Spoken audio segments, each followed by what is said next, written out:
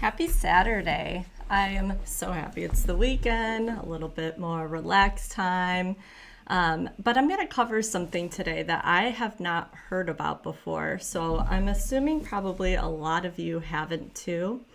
We're going to be watching a quick motion hearing, and it is about Kimberly Sullivan.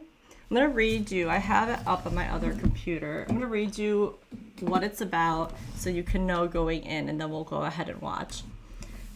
Kimberly is a woman accused of holding her stepson captive for 20 years. And she is ordered to wear a GPS monitor as a condition of her bail. This is in Connecticut. She is 56. She has entered a not guilty plea. And she was arrested on charges of kidnapping her 32-year-old stepson, who was found emaciated during a fire at her home. And so that made me come up with all of these different questions and what's going on. And we might learn some of it. If not, maybe while this is playing, I'll also be Googling to find some of my answers. But it made me wonder, well, where was the dad? And 32 years old, did he have some sort of disability? So many questions. So I'm going to go ahead and start it. And if you see me typing away, I'm looking up things like that so we can have more answers to this. But yeah, she is out on bail.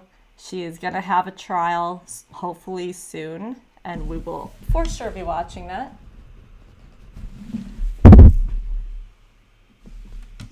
All right, and as usual, just let me know if you want the volume up or down.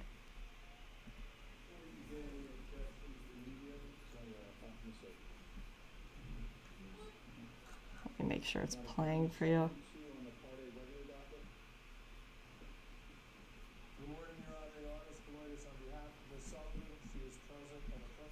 One second.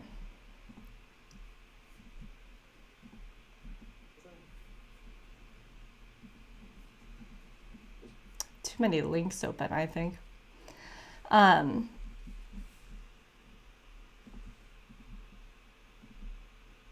I think I just found it now.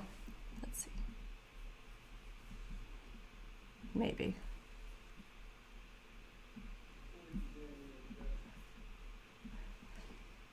Also, with this being in Connecticut, they usually have pretty fast trials there. I don't know if this one will be pretty fast too, but I would imagine that if and when it starts, it will probably go on for max 2 weeks, not even. But yeah, it's gonna be really interesting to see what we know about the dad and other family members. Was there other kids, and what the whole entire situation was for them. I got it. To the media? No, Your Honor, not from the state. Madam Kimberly Sullivan, 2 on the Part A regular docket. Good morning, Your Honor. Ioannis Kaloidis on behalf of Ms. Sullivan. She is present and approaching. The state's filed a motion to modify the defendant's conditions of release. We are in receipt of the motions from the defendant in response. I would like to point out for the record that Connecticut Practice Book Section 3813, 3814, and Connecticut General Statutes 5469 and 5469B, and the relevant case law from those statutes, gives this court the authority to modify conditions of release at any time. I disagree with the defense. There has to be a change in circumstances, and the court always has authority. The state is renewing its request for EMS monitoring house arrest and in the alternate GPS monitoring. The state's also requesting that the defendant, if she has a passport, it be surrendered. The state still submits to the court this defendant is a substantial risk of flight. She faces the rest of her life, or a significant period of the rest of her life, incarcerated if she's convicted of these charges. That makes it a significant incentive to flee this jurisdiction and to not appear in court. If it's come to court, face the charges, and if she's convicted, face the rest of your life in jail, or flee, I think it's a pretty simple alternative, an equation would permit her to flee. This is a strong case for the state. The court has read the arrest warrant. But in addition to that strength, since the media coverage of this case, several additional witnesses have come forward. For example, a friend of the defendant's of 21 years has come forward and provided a written statement to the state, to the police, that in the 21 years she's known this defendant, she's never spoken of a stepson. She was shocked to learn she had a stepson, and that friend was never allowed in this house. Additionally, I'd like to point out to the court, it's a domestic violence case with a domestic violence victim. The GPS monitoring or EMS house arrest is often imposed for far less serious crimes in domestic violence matters and other matters. Since the arraignment, the state has had an opportunity to meet with this victim. This victim is afraid. This victim lives in fear. I introduced myself to the victim, explained who I was. His first question in this fear is, why is she out walking around when I was locked up in a room for 20 years? He is following this on TV and social media, so he is aware of what's happening, and I say that because it would lead to his fear. Based on all that, the state is asking for those conditions. Your Honor, I respectfully and vigorously object to the state's motion. I believe it is improper, and I believe if it was to be granted, it would be unjust and a violation of my client's state and federal constitutional rights. This is the third time we are back addressing the same issues. Bond has been set. Conditions of release have been addressed by the court. The state made essentially the same arguments on prior occasions, which were considered by the court and rejected by the court. We are back now, 2 weeks later, giving the state another bite at the apple. And the court was clear on March 13th when the court rejected the conditions that are being sought. The judge at the time made clear she was rejecting those conditions and made clear that we would keep this on a short leash, basically, come back in 2 weeks or whatever, and if there were any violations, she would reconsider. A defendant must be able to rely on the representations and the orders of the court.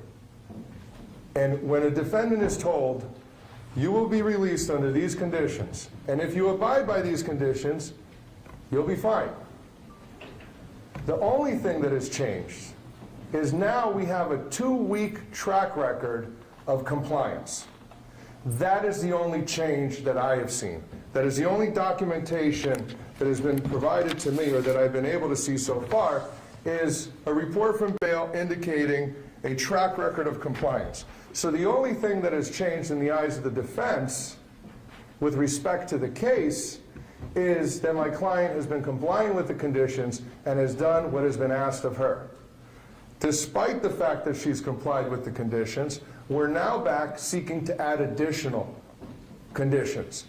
And I understand that the whole world wants to convict Ms. Sullivan, and the whole world already has.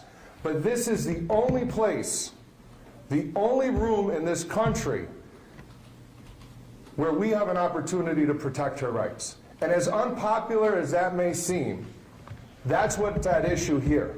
Her rights, no one else's. When we talk about the constitutional rights in criminal law, they're to protect the accused, regardless of how unpopular it may be. So, Your Honor, I think it would be, respectfully, Your Honor, I think it would be a mistake to add conditions at this time. And I filed a supplemental memorandum. And although it's my supplemental memorandum, I think to some extent it is the strongest argument and one the court should be the most concerned about. And that is protecting my client's right to a fair trial. She is presumed innocent.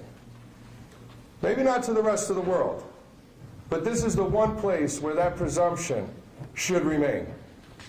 And by adding conditions, the court is sending a message that she has done something wrong, or the court feels that she has done something wrong, or the court feels that something has changed to increase the conditions of release, increase her monitoring, when none of that has occurred. So by granting the state's motion, a message is sent to the world that the presumption of innocence means nothing. And that cannot happen, Your Honor. And the presumption of innocence is tied to bail. I cited the Troconis case, which cites a U.S. Supreme Court case which talks about the importance and how the presumption of innocence ties into bail. The whole world is watching, and if we add additional conditions now, we are sending a message that she has done something wrong, or that the court believes she has done something wrong. I, as her attorney, stand by her. She is presumed innocent, as unpopular as that may be. Now, getting back to my original arguments in this, Your Honor, the court on Wednesday referenced the Ayala case. And I looked at the Ayala case, and this is distinguishable. Yes, the court has the inherent authority to set conditions and modify conditions. Just because the court has the authority doesn't mean that it should exercise that authority. And I'd ask the court not to exercise that authority. In Ayala and in all the other cases where there's been a review of a court adding conditions or revoking bond or impacting bail, there has always been something to trigger it. Some violation of condition of release, some concern that the defendant will not be able to appear in court or is a danger to anyone else. She has appeared in court despite the difficulty in getting here. There are serious safety concerns for her. Putting her in a specific area where she cannot leave will only create additional safety concerns. There are numerous threats against her. Numerous people have made threats. They're posting them online, talking about not waiting to be able to see her out in public. She needs to be able to have freedom of movement, and at times, in fact, Your Honor, I've actually advised her to leave the state initially, given the media attention, for her own safety. If the court was to put her on a GPS monitoring bracelet, she would not be able to do that. If the court put her on an EMS, she would not be able to leave the residence where she is. That would create additional safety concerns. Getting back to the law here, though, Your Honor, I think the Ayala case is clear that there needs to be, I think it calls for some type of violation. Whether you call it a change of circumstance or not, that's something that had been used, an argument that has always been raised in our state courts here, and I believe it is an appropriate consideration, Your Honor. Your Honor, my motion also details her ties to the community, all the things that the court's already considered in setting the appropriate bond here, Your Honor. Everything has been considered by the court, it's been evaluated, and there is nothing different. I understand there's a lot of public pressure, and the public sentiment may be that there should be more conditions on her.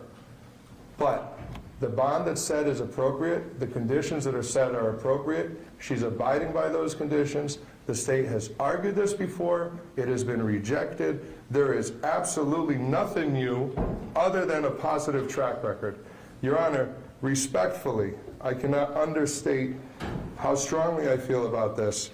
I do not believe any change in the conditions of her release would be appropriate right now. I believe they would have a direct and significant impact on her right to a fair trial, and I believe it is a dangerous message for the court to send, and it is one that will impact and bear directly on the presumption of innocence, which is something that is crucial in this case, because nobody has afforded her that. And we look to the court to protect that. Your Honor, respectfully, I ask the court deny the state's motion. All right, we're here today on the state's motion to add conditions of release, specifically either EMS house arrest and/or GPS monitoring, in order to reasonably ensure that A, she appears in court, and B, to protect the safety of the public. And in making this decision, I'm instructed by General Statute 54-64A, subsection D2, to consider the following factors when considering any conditions of release. And I'll just go through them one at a time. First, the nature and circumstances of this offense. and the seriousness of the charges against her. There are 2 B felonies. One of them carries mandatory minimum jail time. There are other felony charges against her, in addition to that, misdemeanor charges. And the allegations are arguably the most troubling that I've seen during my tenure as a judge, and show really an unthinkable amount of a lack of empathy. And I do stress that they are just allegations at this time. 2, her past record of appearing in court. She has no prior cases, no prior failures to appear in this case. Her family and community ties to the area. She has 2 daughters in the area, and I believe she is temporarily living with them, but she has no permanent address. We learned that since the last court date. As far as her employment record, to my knowledge, she has worked for the majority of her life, most recently at JCPenney. As far as her financial resources and her mental health conditions, I'm not aware of her financial resources at this time, but since the last court date, it has come to my attention that she was admitted to the hospital to address certain mental health conditions. As far as the weight of the evidence, we haven't pre-tried the case, there hasn't been any discovery. I don't know how strong the case is for the state at this time, but since the last court date, according to Attorney Thurkelson, he has spoken with the complainant more, learned additional information about the case, and additional witnesses have come forward. So from the state's perspective, it has gotten stronger. Whether she has been previously convicted of similar crimes, again, she has no record, so she hasn't. And the likelihood that she would commit another crime if she is released, which she has been, but as far as the GPS and the EMS conditions. On the one hand, she has no record. So you could easily argue that if she has no record to date, she is unlikely to commit any crimes while she's released. On the other hand, I can see the argument that someone who could show, again, just according to the allegations, someone that could show such an extreme indifference to human life, have such a lack of empathy, if that person could commit that type of crime, they're certainly likely to commit another type of crime. So in considering all of these factors, most specifically, the serious nature of the allegations and her additional mental health conditions, the mental health conditions in particular, since we learned from the last court date, as well as the fact that we've learned that she has no permanent residence at this time, I think putting GPS monitoring on her is appropriate to protect the public and to ensure that she comes to court. However, I am denying the state's request for EMS house arrest. I don't believe, given the factors I consider, that that is wrong. As far as the next court date or any additional issues? Your Honor, may we enter a not guilty plea and make a jury election today? Yes. Noted for the record.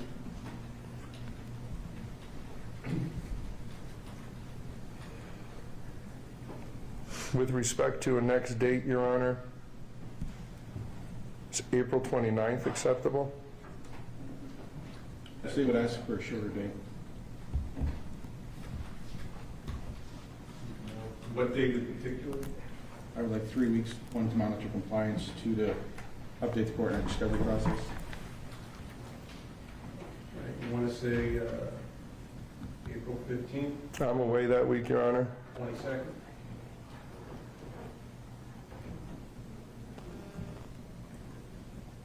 I have a conflict that day, Your Honor. Can we do the 21st? Actually.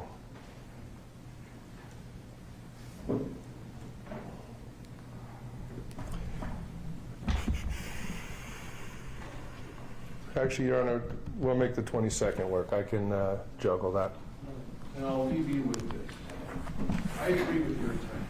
These are just allegations. You are not guilty. You have the presumption of innocence. You will get a fair trial.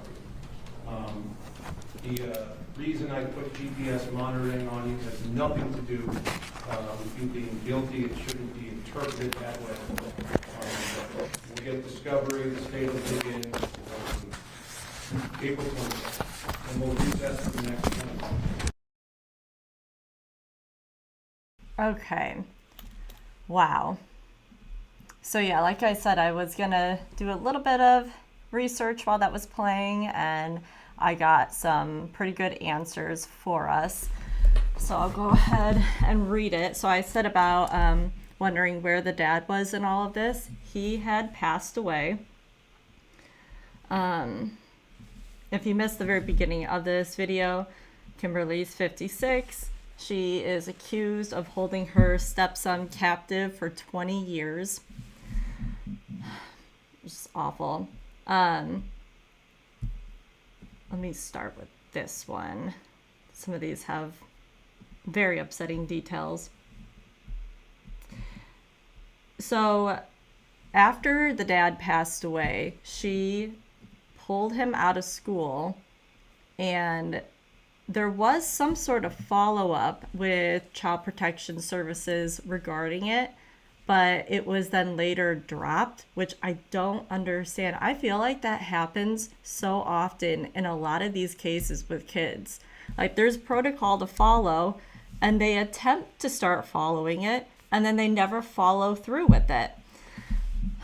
Awful. He, the son, was the one who allegedly caused the fire, which is how first responders got there and found him. And he said he just wanted his freedom. When they found him, this is an upsetting part. When they found him, mind you, he's 32 years old.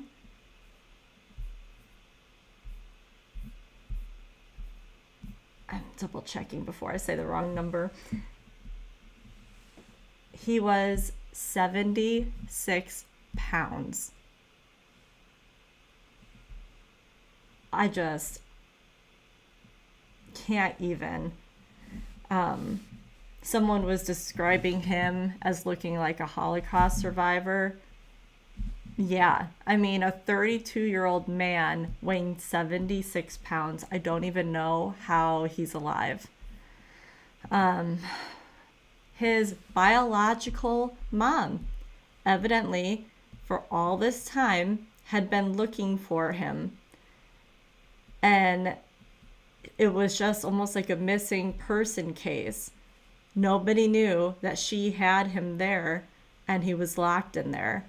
Which, I mean, everybody's different, but I think I would have busted down that door and looked everywhere and risked getting arrested. But if he was with the dad and the stepmom, I would have to assume that that would be the number one spot I would place him. So I'm going to do a lot more reading on that situation to see what the biological mom was doing during all this time. And if enough time went by that she finally gave up, I mean, 20 years is a very, very long time. The dad is Craig Sullivan, and supposedly he made a lot of these rules in the house and was very harsh on the son. And so she just picked up the ball and continued to do it all. Although the son said that it was significantly worse with her after the dad died.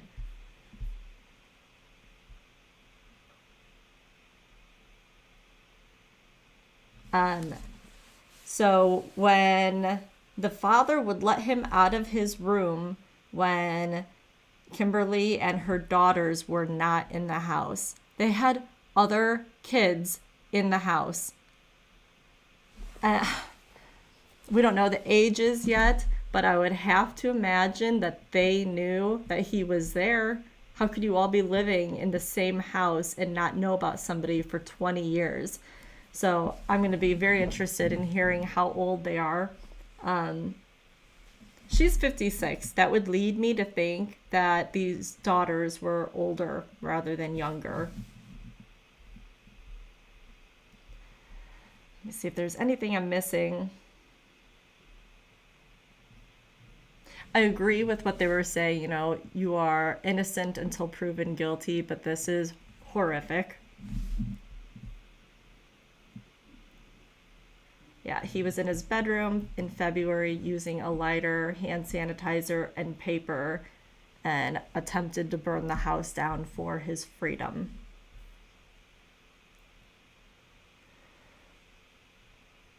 He was 11 when he was pulled out of school, but the son says it was his dad that pulled him out. So it was before the dad died that he did that.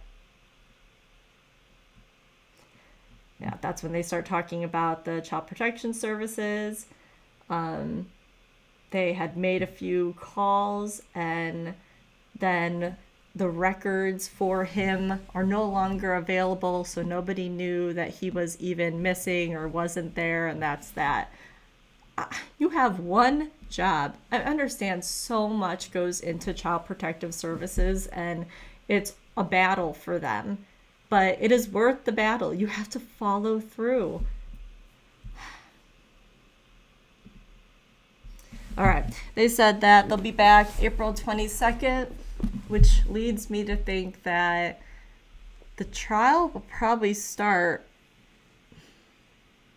I would be surprised if it started like the first or second week of June. We'll continue to follow it. I will be watching this trial. It will be very interesting with how outspoken the son has been to everybody, but especially to the police. I would imagine he'll take the stand and really just show everybody what type of person Kimberly is and his father. It's just horrific. So, all right, I have a few more videos I'm going to be working on and getting up today. I'm taking it easy. I want to try to actually enjoy this weekend, although it's raining all weekend here, but that's kind of a good excuse just to be in here, go slow, but get some things done. So I hope you have a good weekend, and I will be back later today.